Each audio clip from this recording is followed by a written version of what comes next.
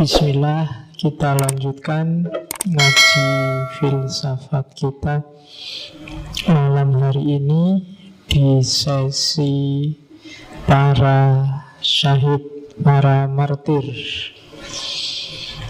Minggu lalu kita ketemu Abu Mansur Al-Hallaj. Malam ini kita ketemu Syekh Siti Jenar, semacam penerusnya tapi secara tidak langsung. Jadi sebenarnya saya tidak tahu kalian sudah pernah baca-baca atau sudah pernah ketemu atau belum sama beliau ini. Karena di toko buku hari ini banyak sekali, di perpus juga mungkin banyak referensi-referensi, materi-materi tentang Syekh Siti Jenar. Diskusi-diskusi juga banyak. Malam ini kita nukil sedikit saja ajaran-ajarannya Syekh Siti Jenar dengan kapasitas kita yang juga sedikit. Jadi sak nyampe ya kan. Jadi Siti Jenar itu semacam sawah yang luas. Sayangnya kita tidak punya traktor, kita punyanya ya cangkul tapi kecil lagi. Jadi saintu malam ini ya. Kalau mau tuntas pikirannya Siti Jenar juga agak berat. Di samping waktunya terbatas, yang ngaji dan di ngaji juga kapasitasnya terbatas. Oke, jadi harus itu. Terus Syekh Siti Jenar ini sangat terkenal memang karena kontroversinya dan juga gerakan sosial yang dia lakukan zaman itu. Saya menyebutnya gerakan sosial karena kalau dari aspek pemikiran, sebelum Syekh Siti Jenar banyak yang punya gagasan-gagasan mirip Syekh Siti Jenar. Bahkan beberapa wali songo menurut catatan saya, Sunan Bonang, Sunan Giri, bahkan Sunan Kalijogo, itu ajaran-ajarannya juga mirip-mirip kalau ditelaah secara serius.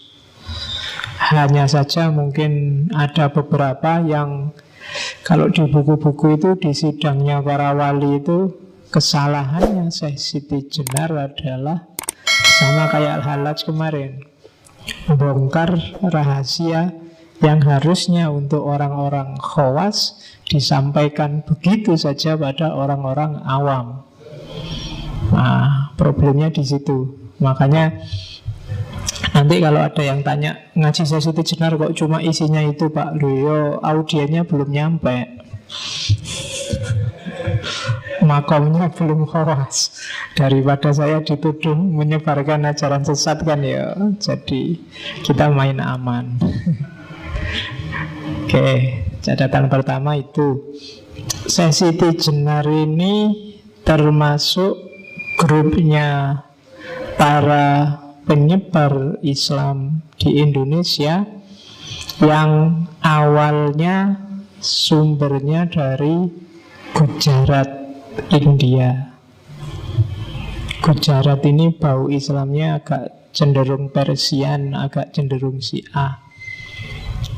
Jadi kalau dirunut dari sejarah, jadi ada seorang mursyid thariqah di Gujarat, thariqat Satariyah, namanya Syekh Abdullah Khanuddin.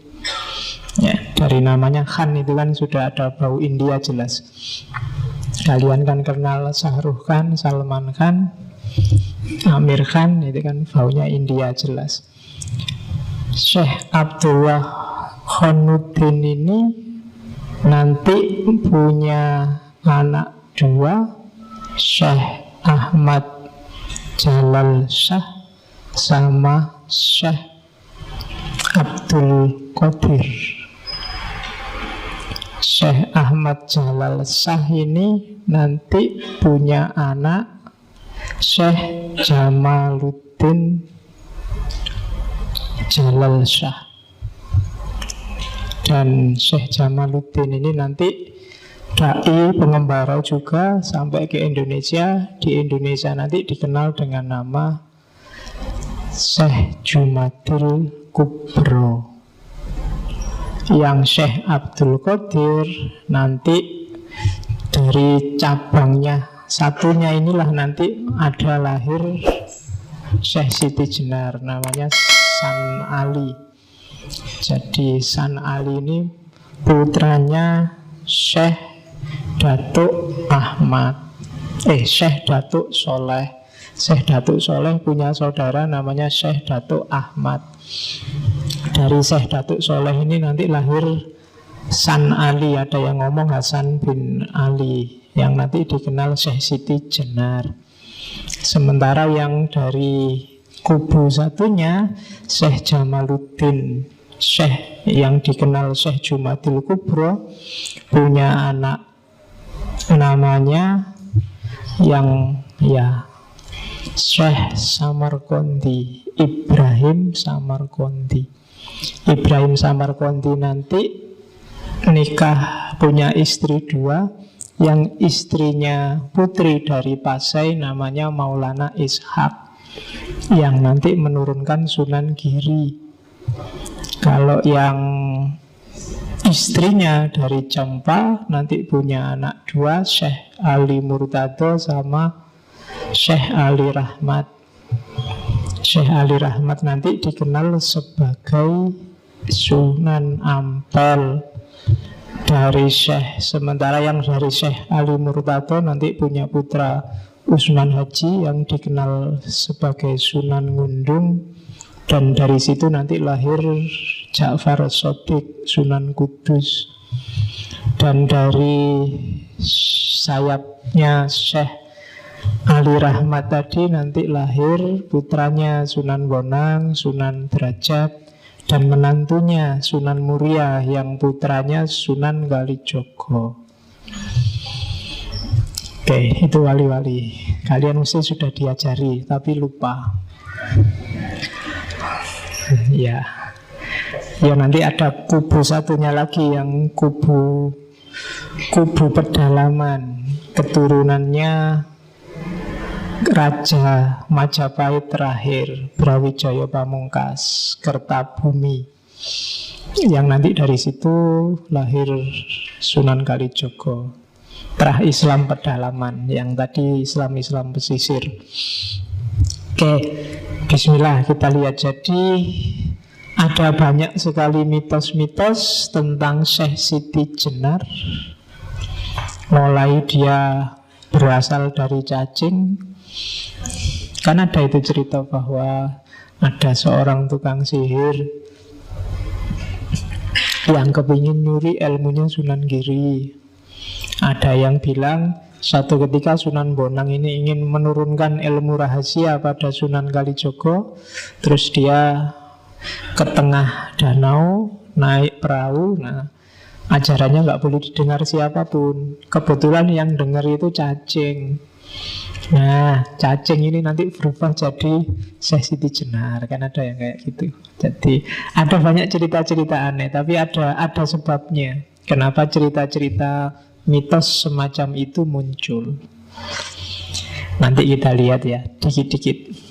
Hampir semua tokoh martir kita, mulai Sokrates, minggu lalu Al-Hallaj, itu sebenarnya tereksekusi karena politik, tidak terutama karena ajarannya. Kita lihat. Kalau ini rentetan namanya, yang paling terkenal ya Syekh Siti Jenar, cuma dia kecilnya disebut San Ali, atau ada yang menyebut nama aslinya Hasan Ali Ansor. Ada juga nama Syekh Abdul Jalil. Ini diperoleh ketika ikut dakwah di Malaka. Terus ada juga nama Syekh Joboronto, Jabaranta.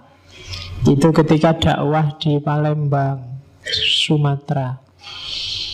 Ada juga nama Prabu Satmoto. Jadi Prabu Satmoto itu raja yang kelihatan oleh mata, raja yang kasat mata. Itu diperkenalkan oleh murid-muridnya. Nanti ada banyak muridnya yang menyebarkan ajarannya. Daerah Jawa Baratan lebih gampang menyebutnya Syekh Lemah Abang atau Lemah Bang. Juga nama Syekh Siti Jenar. Jadi itu karena filosofi yang dikembangkan adalah nasud dan lahutnya gaya Al-Hallaj, yang itu bahwa jasad itu tidak ada nilainya. Jasad itu hanya sekedar tanah.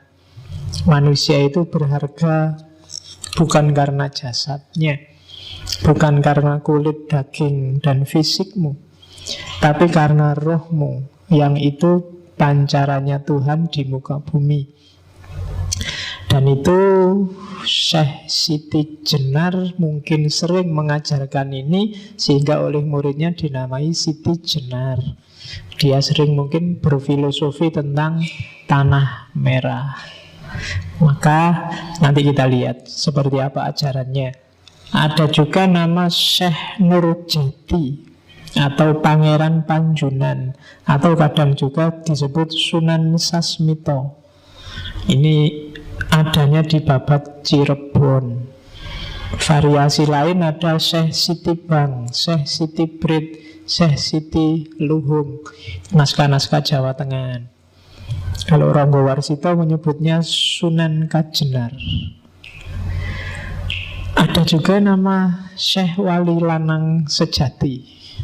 Nah itu susah itu. Kalau Syekh Wali Lanang itu biasanya dinisbatkan pada Maulana Ishaq, bapaknya Sunan Giri. Tapi Syekh Siti Jenar ini tidak cuma Syekh Wali Lanang, tapi Wali Lanang Sejati. Ya, ada juga nama Syekh Jati Mulyo.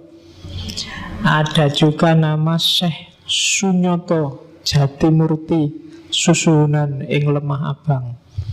Gelarnya panjang ya. Oke, sekarang silahkan kamu hitung dan dihafalkan berapa namanya Syekh Siti Jenar. Ya kan kalau ada ujiannya kan kamu harus menghafalkan ini. Sebutkan nama-nama Syekh Siti Jenar dan alasannya. Nah, iya kan harus gitu, harus dihafalkan. Oke, kita lihat guru-gurunya. Guru pertama adalah Syekh Datuk Kahfi. Syekh Datuk Kahfi ini tinggalnya di Cirebon. Ini masih sepupunya. Kalau bapaknya Syekh Siti Jenar kan Syekh Datuk Soleh. Bapaknya Syekh Datuk Kahfi itu Syekh Datuk Ahmad. Jadi sama-sama Datuk karena tinggalnya di Malaka. Orang tua kan dipanggil Datuk. Yang sering nonton Upin Ipin mesti ngerti. Jadi Syekh Datuk Kahfi ini mursyidnya Torekot Ahadiyah. Jadi nanti ada semacam bagi-bagi tugas. Kalau Syekh Datuk Kahfi itu Jawa Tengah ke barat sampai ke daerah-daerah Filipina, Malaysia dan seterusnya. Sementara Maulana Malik Ibrahim itu Jawa Tengah ke timur sampai daerah Bali, Maluku dan seterusnya. Itu pembagian wilayah dakwahnya. Sama-sama disebut mursyidnya Torekot Ahadiyah. Nanti daerah-daerah India, Pakistan dan sekitarnya kemarin sudah saya sebut Syekh Ahmad Faruk Sirhindi. Itu juga mursyid Torekotnya Ahadiyah. Satu lagi ada yang namanya Syekh Ahmad Bilali. Itu dari Muhammad Al-Bilali, itu dari daerah Hijaz dan sekitarnya, Arab Saudi dan sekitarnya. Itu bagi-bagi dakwahnya zaman itu. Karena di Asia kan Islam di daerah-daerah tertentu belum tersebar. Jadi guru pertamanya San Ali, Syekh Siti Jenar itu Syekh Datuk Kahfi. Dari beliau Siti Jenar belajar banyak, khususnya untuk dasar-dasar ilmu keislaman. Terus setelah dari Syekh Datuk Kahfi, sempat juga nanti belajar pada Arya Damar. Arya Damar zaman ini sudah tua. Arya Damar itu bapak tirinya Raden Patah. Aslinya Cina. Arya Damar ini muridnya Syekh Ibrahim Samarqandi. Di hari tuanya dia jadi sufi. Ada yang beberapa penelitian menyebut Arya Damar itu nanti yang menguasai kerajaan di sana Palembang. Antara lain namanya adalah Aditya Warman pada zamannya. Nama Cinanya adalah Xuan Liong, naga emas. Dan di hari tuanya dia jadi sufi. Dari Arya Damar ini nanti Syekh Siti Jenar belajar tentang Nur Muhammad.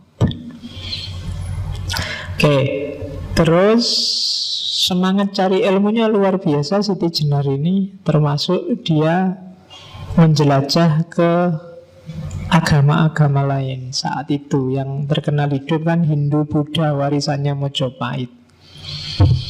Dan ajaran-ajarannya nanti sedikit banyak ada pengaruh Hindu Buddhanya.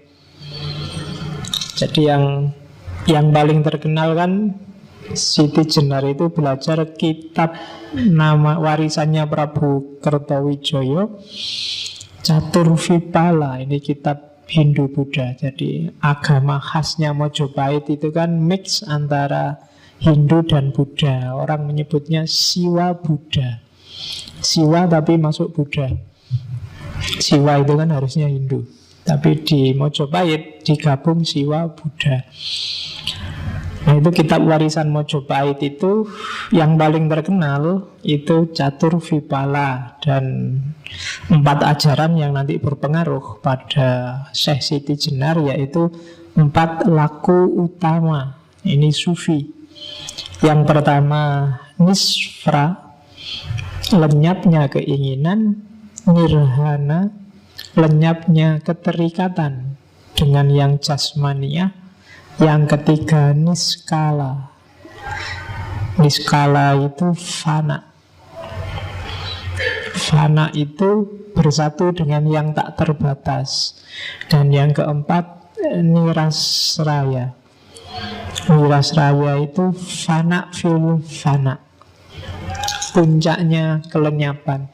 Kalau fana itu egomu hilang, kamu bersatu dengan Tuhan. Tapi kalau fana fil fana itu sudah nggak bisa dibahas, nggak bisa dibahasakan lagi, nggak bisa dijelaskan.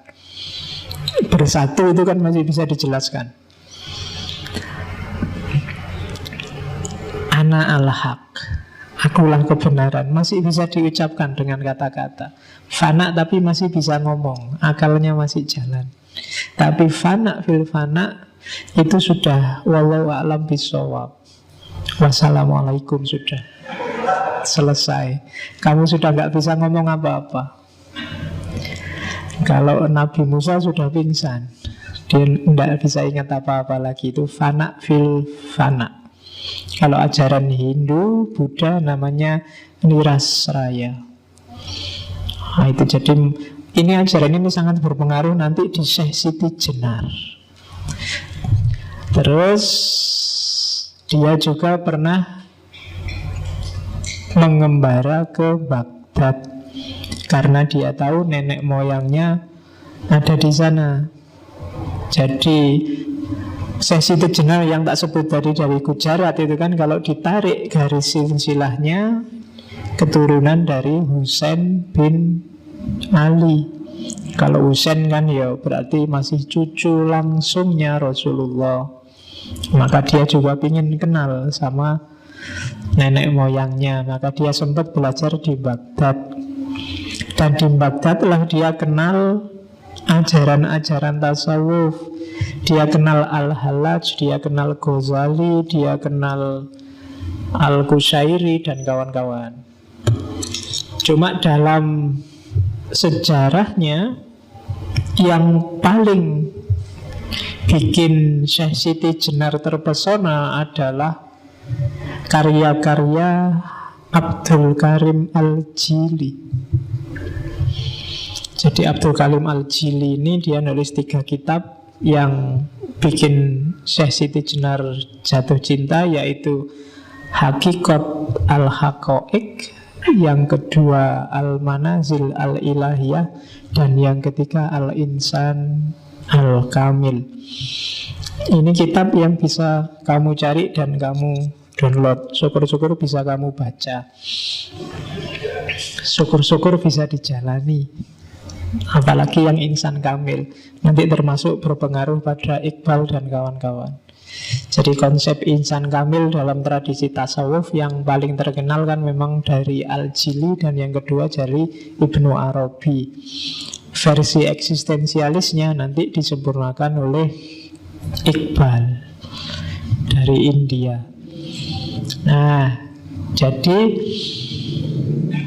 dengan bekal dari guru-guru awal sampai guru-guru akhir, nanti Syekh Siti Jenar menjalani lakunya sendiri sebagai seorang sufi dan melakukan gerakan sosial besar-besaran waktu kembali berdakwah ke Jawa, yang kemudian dakwahnya ini meresahkan penguasa saat itu. Kan jadi transisi dari Raden Patah dan Sultan Trenggono. Jadi Syekh Siti Jenar dan murid-muridnya dianggap mau bikin makar. Jadi Syekh Siti Jenar itu kan dulunya ketika berdakwah itu kan muridnya banyak dan dia bikin komunitas-komunitas. Komunitas ini nanti yang dikenal komunitas Lemah Abang. Dia buka hutan, buka daerah baru, pengikutnya banyak, dan cabangnya di mana-mana. Hampir di seluruh Jawa ada. Itu di catatan saya, daerah yang namanya Lemah Abang itu di Tangerang ada, Tangerang Banten, Bekasi ada, Karawang, Indramayu, Cirebon, Brebes, Pekalongan. Kemudian daerah Jawa Tengah sampai timur ada Wonogiri, Magetan, Pasuruan, Banyuwangi. Di Bangkalan, Madura ada Tanah Merah. Itu yang babat alas itu Syekh Siti Jenar dan kawan-kawan. Itu mengkhawatirkan bagi Sultan Trenggono zaman itu, sehingga dipanggil bolak-balik ke istana, tidak mau. Dan itu nanti jadi cikal bakal yang diidentifikasi oleh Clifford Gate sebagai masyarakat abangan. Jadi sumber lahirnya yang disebut Islam kejawen. Oke, sangkan parannya di situ. Dan ini khawatir luar biasa si Sultan Trenggono ini. Apalagi ajarannya agak nekat, beda sama para wali yang santun, yang kayak kiai beneran zaman sekarang itu. Kalau Syekh Siti Jenar rada uraan gayanya. Jadi dia pemikir bebas yang sejati. Jadi kendel, kalau ngomong juga kendel, kalau nafsir juga kendel, kalau dakwah juga berani. Itu yang bikin Sultan gerah dan memanfaatkan majelis wali untuk menyidangkan, dan bahkan nanti ceritanya sampai mengeksekusi. Meskipun ada banyak sekali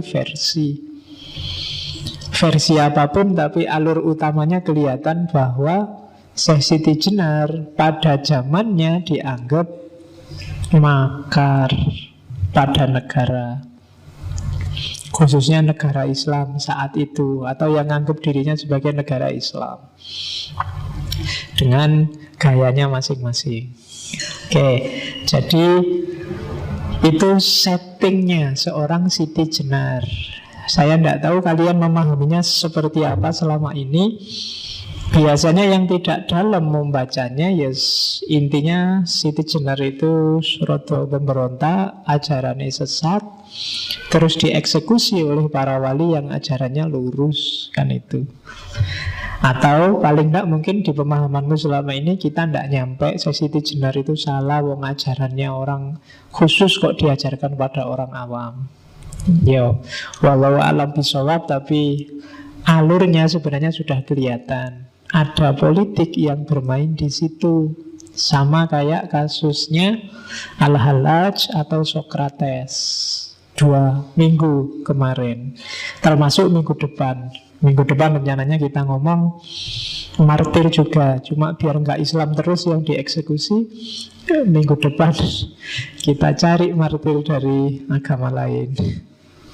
Kita ketemu martir yang perempuan. Selama ini kan laki-laki. Ada loh martir perempuan. Bahkan eksekusinya jauh lebih tragis, karena dikeroyok orang sak kota. Namanya dari tradisi Kristen Romawi kuno, namanya Hipatia, filosof perempuan awal. Kita ketemu minggu depan. Oke, hari ini masih lemah abang dulu. Oke ya, dan coba ceklah, jangan-jangan Jakarta itu ada satu tempat namanya Tanah Abang. Ya, lo iya, itu ada kemungkinan juga nyambung sanatnya sampai ke Siti Jenar. Carilah bekas murid-muridnya di sana. Sopo ngerti ada. Sekarang banyak Cinanya di sana. Jangan-jangan keturunannya Arya Damar tadi.